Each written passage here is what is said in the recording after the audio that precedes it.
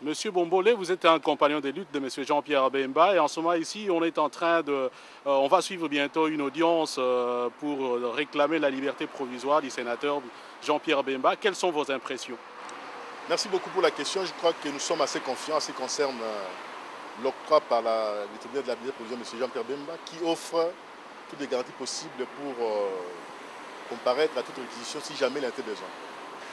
Mais qu'est-ce qui peut justifier une telle confiance quand on sait que le procureur, semble-t-il, vient de faire appel? Oui, je crois que l'audience d'aujourd'hui est une audience prévue dans les textes qui régissent les statuts de Rome. Je crois que M. Bemba a une très bonne conduite depuis 1 an. Je crois aussi qu'il offre toutes les garanties possibles pour une comparution libre jusqu'au moment du procès. Si nous sommes confiants, c'est plus que nous sommes sur des garanties qu'offre M. Bemba en ce qui concerne sa comparution volontaire en cas de nécessité des besoins lorsque le tribunal aura à l'appeler. Madame, nous savons que vous suivez en ce moment-ci, vous connaissez en fait une grande preuve. Est-ce qu'on peut avoir vos impressions? Écoutez, aujourd'hui, comme vous savez, c'est une journée spéciale pour nous, surtout pour la famille, parce qu'on est là pour suivre un petit peu le déroulement de la liberté provisoire. En tout cas, nous, la famille, on reste confiants et on espère que tout va bien se passer. Mais quelque part, on a l'impression qu'on a un procureur qui est tout à fait acharné. Est-ce qu'on peut savoir ce qui justifie un peu votre sentiment de confiance en ce moment ici? Écoutez, il y a de quoi être confiant, parce que vous savez, quand vous regardez le dossier en profondeur, tout le monde se rend compte que, pas seulement la famille, mais tout le monde se rend compte que ce dossier est absolument vide. On ne voit pas ce qu'on lui reproche là-dedans. Il a été arrêté sur base de l'article 25. Et vous voyez, aujourd'hui, on ne parle plus de l'article 25, on vous parle de l'article 28. Donc, à vous de juger.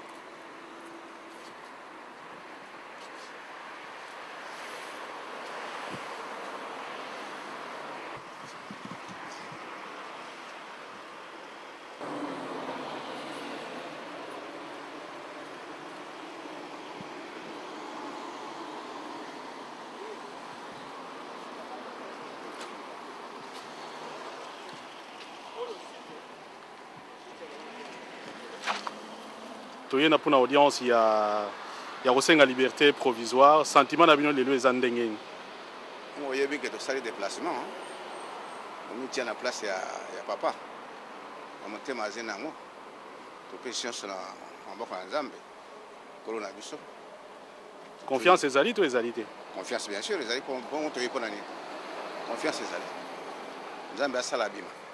Mais en tant que papa épreuve abozo ko vivre en ndenge to la sabina biso na bato ndenge la ko so vivre to la sabina biso na bato te faut to garder en pona biso. Mais apparemment procureur azoko ki s'acharner baloba boyango te bayebisa boyango te toyo ki asali appel bino nini pona ni ka confiance ezali te bazo continuer kuluka makambo esalamaki na bangi bakomuluka na Kisasa tozo ebatina te. Merci.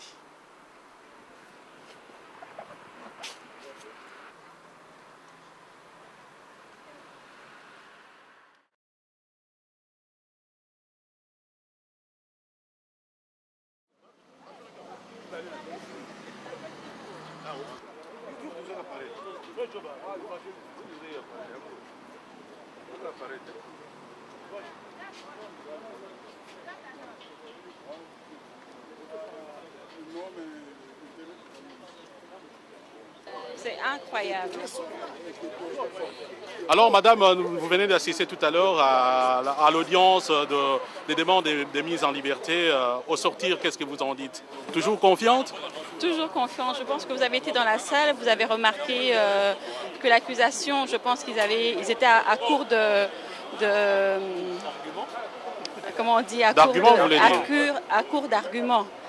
Donc vous avez bien vu comment la défense, ils ont développé donc, ou bien défendu le cas de leurs clients. Et c'est pour ça que je reste toujours confiante. Et je l'ai toujours été dès le début.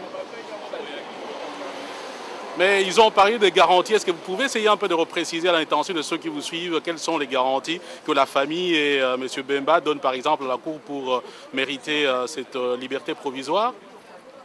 Bah, écoutez, dans ce cas-là, moi je préfère laisser cette question-là aux avocats. Je crois qu'ils sont mieux placés pour répondre à cette question-là.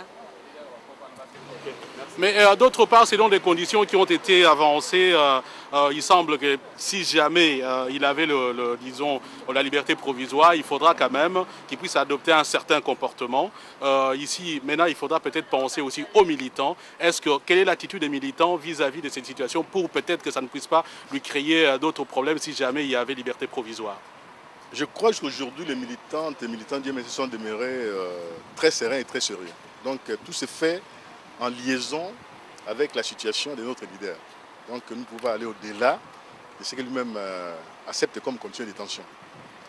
Ce qui importe pour nous aujourd'hui, c'est sa mise en liberté provisoire, et les partis, qui est un parti très discipliné, se conformera toujours aux désirs ou aux conditions imposées par les tribunaux. Et comment avez-vous jugé la prestation de vos avocats?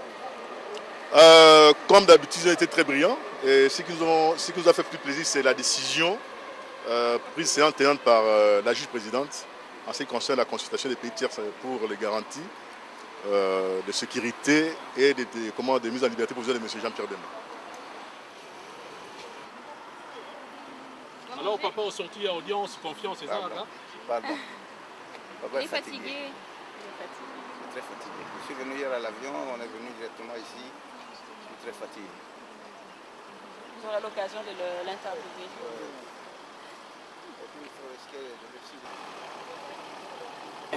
Voilà donc Maître Kilolo, vous êtes l'avocat du sénateur Jean-Pierre Bemba.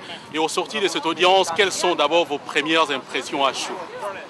Je constate en tout cas que la chambre préliminaire a sur les champs rendu déjà une première ordonnance qui consiste à notifier officiellement aux 3 États d'accueil sollicités, la France, la Belgique et le Portugal, la demande de mise en liberté.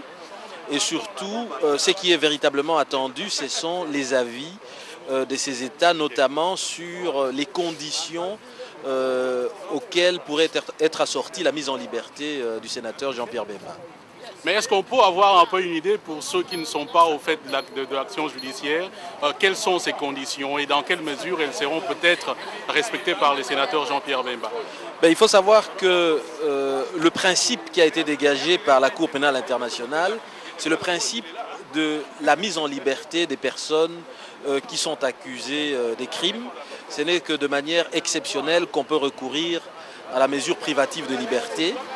La question aujourd'hui était surtout d'envisager la possibilité de remettre M. Jean-Pierre Bemba en liberté moyennant des conditions. Des conditions, nous les avons exposées, des conditions, des garanties personnelles qui étaient proposées par le sénateur lui-même, c'est-à-dire de résider dans un État parti au traité de Rome, un État qui sera tenu de coopérer pour assurer son retour devant la Cour en cas d'ouverture de procès.